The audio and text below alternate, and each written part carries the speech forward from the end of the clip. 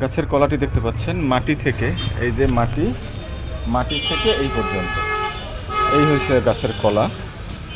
মাটি যতটুকু, গাছটাও যতটুকু, কলা অতটুকু ছড়া, একদম মাটির সাথে মিলে যাচ্ছে। আস্তে আস্তে মাটির সাথে একদম মিলে যাবে, হয়তো মাটি খুঁড়েও দেওয়া লাগতে পারে। দেখতে পাচ্ছেন কলা ছড়াকে, কত বড় একটা গাছের কলা হতে পারে। প্রিয় দর্শক, আসসালামু আলাইকুম। আজকে আরেকটা ভিডিওতে আপনাদের নিয়ে আসলাম। এই গাছগুলো G9 কলা গাছ আমার, এর আগে দিয়েছিলাম, এটা আপডেট ভিডিও, যে গাছগুলো কীরকম হয়েছে, কত সুন্দর হয়েছে।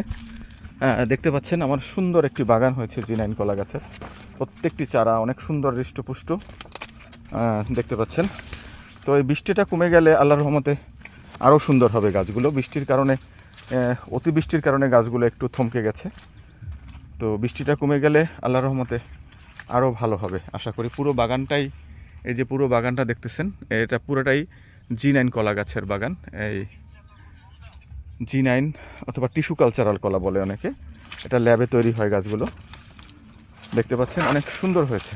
আমি আশা করি যে আগামী আর 6 মাস বা 7 মাসের মধ্যে এই বাগানের কলা হারভেস্ট করা যাবে। 6 থেকে 7 মাসের মধ্যে, এটা 9 মাসে হয়। তো আমার গাছের বয়স প্রায় 2 মাস হয়ে গেছে। আমি খুব ছোট ছোট চারা আনছিলাম, তো আল্লাহর রহমতে অনেক সুন্দর, অনেক বড় চারা হয়েছে, আপনারা দেখতে পাচ্ছেন।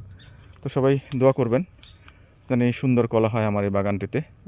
গাছটিতে, এই বাগানে অনেক কষ্ট করেছি আমরা নতুন কিছু করার জন্য। আসসালামু আলাইকুম রহমতুল্লাহ।